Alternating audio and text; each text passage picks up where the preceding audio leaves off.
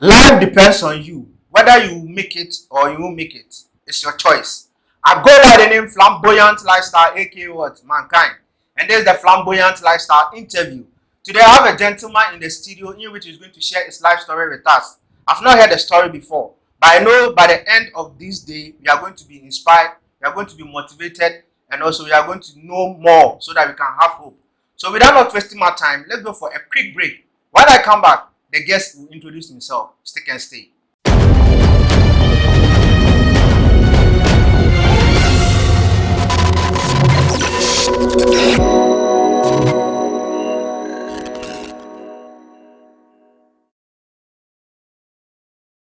If you just tune in, you are still watching the Flamboyant Lifestyle interview.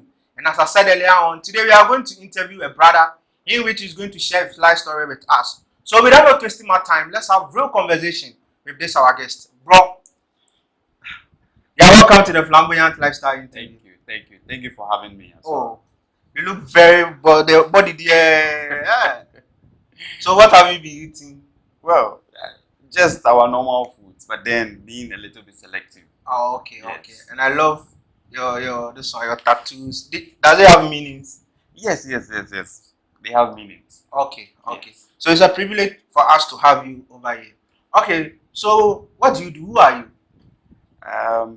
I'll go by the name Sexy Lion. Okay, But my real name is Randolph. Randolph. Randolph. Okay, Yes. Sexy Lion came about the being fit. okay, Yes. A friend of mine came around some few years back. Then I was in the room and he kept looking at me. He was like, with this, your looks, you are a lion. But with the muscles, you are sexy. okay, So he combined the name and then he started calling me Sexy Lion. okay. But I didn't accept it immediately. For about 5 months, I started relating to the name and I liked it. So I just go by it and I love it right now. I must say I love it. Okay. Sexy Lion. Sexy Lion. And it's a very nice name. Also, Right. because it goes with your body, your looks. Okay, so what do you do, bro?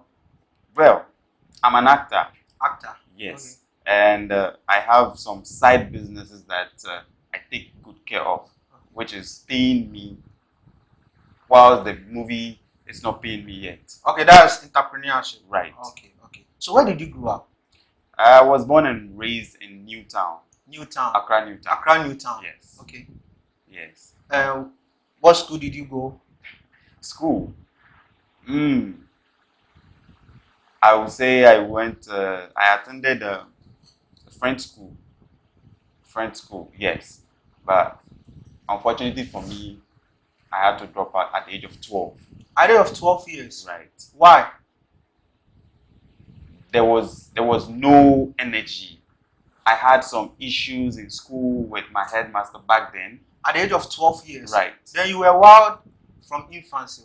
Or I wouldn't say I was wild. I was just protecting myself.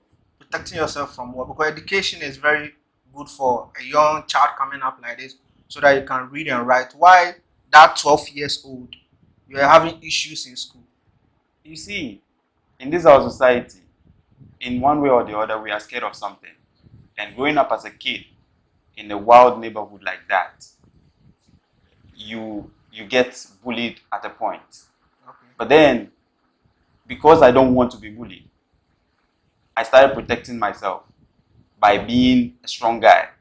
At the age of 12. Right. Even before you bully me, you see me with a frown face. You see me with a hard face. Even though along the line, I'll start smiling. But I had to be that guy that doesn't take nonsense.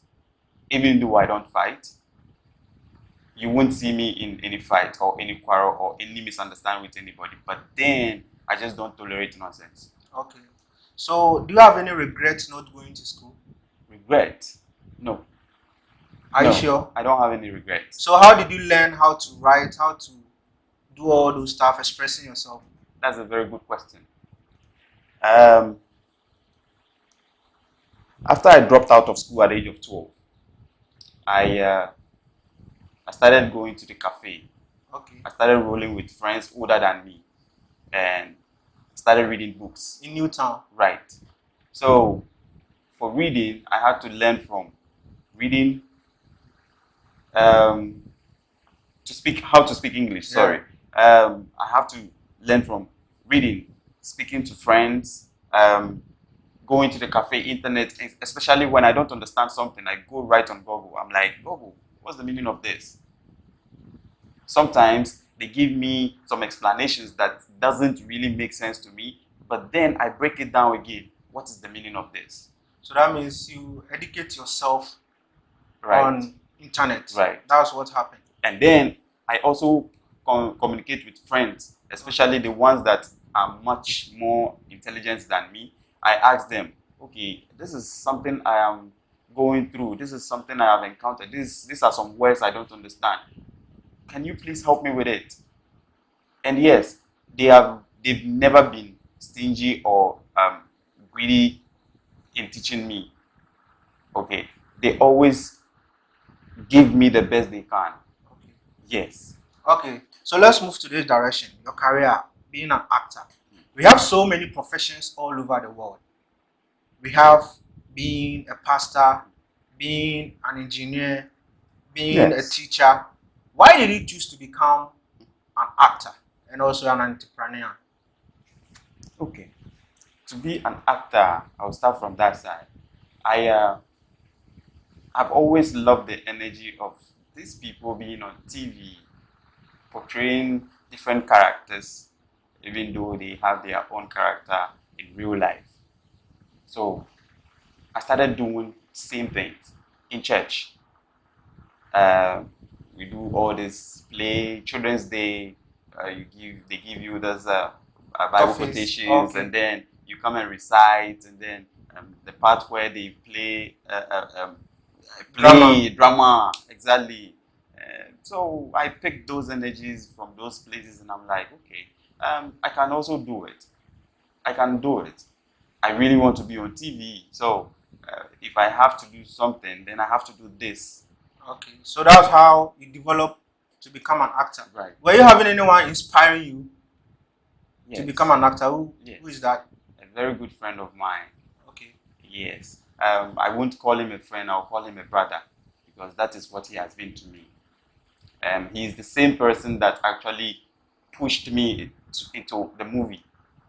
He managed me, and yes, with his own equipment, he traveled with me along the country to shoot movies, even though I wasn't being recognized at that moment. I was just being behind the camera and then watching people do it, and then I learned from those people as well. Okay. So right now, being an actor in Ghana here, we have issues in our movie industry in Ghana here. The way our movie right now, when you talk about Ghana movie industry, I can say it's fading off small. So how do you generate fans? How do you go to set and all those things? How do you get a role to play in movies? Because the movie industry is shaking. Yes, yes. We have a whole lot of actors and actresses right now, and right now I would say it's all about who you know. Even if you know how to do what you do best, it's all about who you know. You get it, and to get a role and play it right, you have to get a connection. Someone will say everywhere you need connection. Yeah. People will say connection is bad, connection is this, connection. No. Even outside this country, you need to know someone to be able to get something to do and get to a higher standard. Okay. So with how to go about it when you are not being paid well in this movie industry, I have my own business that I'm doing. Okay, so you use the Yes. business to support the myself. acting. Right. Okay, let's move into the entrepreneurship. What do you do? For entrepreneurship, I say I started very little when I was still in school. Okay. Back then, my mom would bake pie for us, Okay. sell it in school. Sometimes I buy toffee from the house, and then I take it to the school. I sell it. Sometimes she even go to the extra mile of making cat cakes. For you. Yes, So Were I you can sell. allowed to sell it in school? No, you have to hide them and sell them. Okay. You have to hide them and sell them. So I started doing business from school. So when I stepped out of school, I asked myself, what else can I do? Now that school is no longer my calling, then I have to find a different calling. So I started selling. Okay. I buy stuff from people, I sell in one way or the other. So what stuff do you buy and sell? Well, I started with Mikesh products. Mikesh. Yes. What's that? It's a cream. Okay. Okay. Yes, it's a hair cream. So I started buying from those places, sell it to people, and sometimes I go to the market with my mother. When on market days, she has a friend that comes from the village with sack of either pepper or garden eggs. So she will fix up a spot for me. I'll go and sell, and after everything is done, she just gives me a cut. Okay. So let's move. Let's move to your family issues. Did you grow up with both parents? Yes, You grew up with both parents. yes. Okay. So how were they handling you since you start? You said earlier on that at the age of 12 years you were being bullied and like you were not interested in school. How did your parents take it? My mother, I would say, didn't take it slightly on me. Okay. She was more like the lion in the house. How about your father? I lost my father at a very early age. Okay. Yes, so I didn't get to experience much of my father. So you grew up with your mom. Yes. How many siblings do you have? Back then I had four. We were four in numbers, but one is late now. So now you are We are three. just So what are three. they now? They are all good. They are all good. Yes. Okay. So let's shift the conversation right now. Since you are in locks and all those things, let's move to religion. Yeah. Okay. Are you a Christian or Muslim or a Buddhist? Who are you? I don't belong to any of them. Okay. I strongly believe in spirituality than religion. You strongly believe in spirituality and Than- religion. Why not believing in religion but believing in spirituality? You and I know that long before religion came about, there was spirituality. Okay. There were things our great ancestors were doing before religion came. Okay, so hold it up there. So you said our ancestors were doing something before we came. So without not wasting my time, we are going for a quick break. When we come back, he's going to tell us more about spirituality. Stick and stay.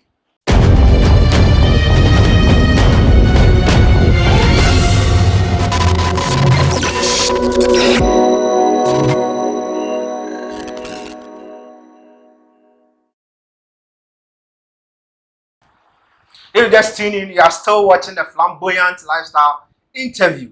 And I'm still in the studio with Sexy Lion. And we are still having conversation. He has been inspiring, telling us where you grew up, because he told us that you has been bullied before. And at the age of 12 years, he stopped schooling and is having an interesting story. So before we went for a quick commercial break, he was talking about spirituality. So without not wasting my time, let's move to him so that we can know more about the spirituality he's talking about. Bro, Yes. we are back again. Okay. So why do you believe in spirituality but not religion? Okay. Before I jump to that exact point, Okay. I need to explain a little bit of something. Okay, before you go, I've seen your logs. Yes. Why don't you release it so that My 12 years baby. Oh, okay. You've kept it very neat. Thank you. Thank you. So in Akan, Okay. they have a proverb that says "Obi nkyerɛ akwara anyame." Yeah.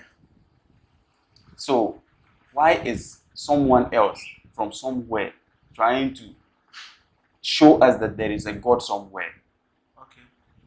Right. My question before I started believing in spirituality was that if our ancestors were pouring libation back then, before the white man came or before the religion came, what were they pouring libations for? Okay. They were worshipping idols. Very good. Were they worshipping God? Very good. It is the same idols that they were worshipping then that some people are worshipping today, right? Oh, yeah. When you go to them, they tell you that nyame pair, nyame pair.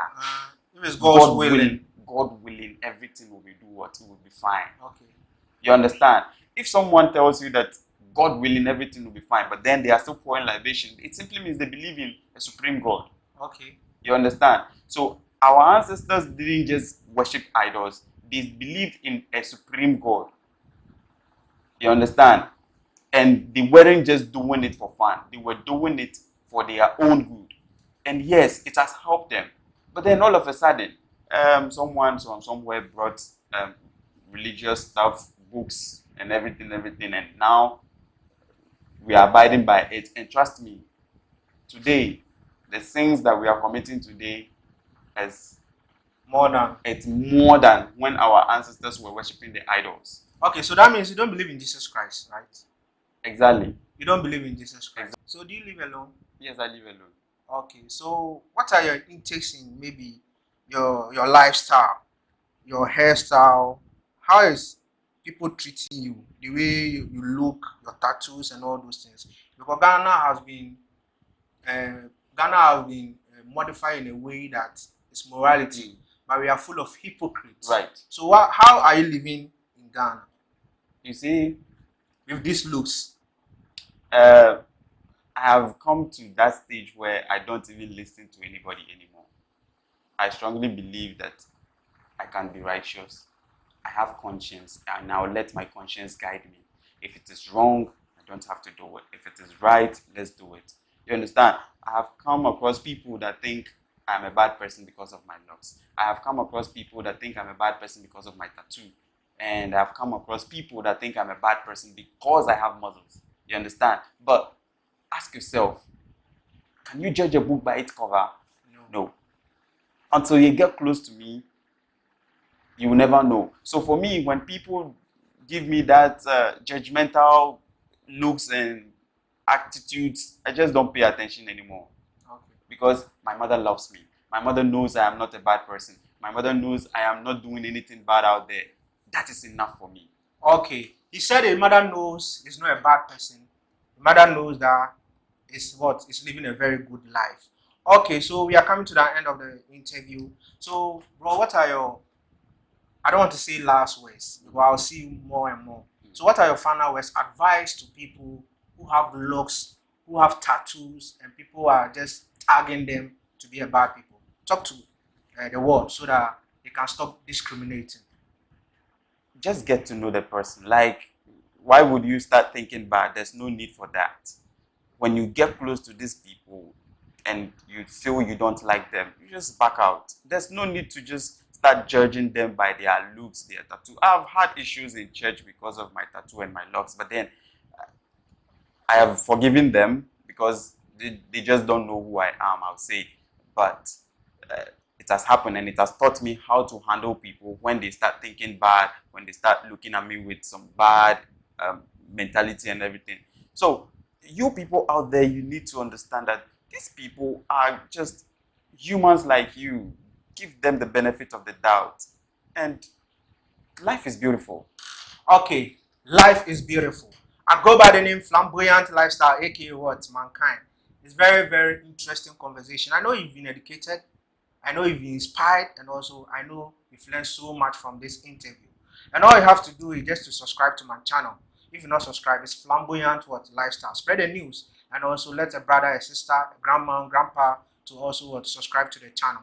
Thank you very much, and also thank you very much for also watching this interview. And also thank you very much for my camera guy, my crew, for making this interview very possible. Shout out to Richard for making it possible. That's the camera guy. God richly bless you. And also make sure you make lovely. Bye-bye.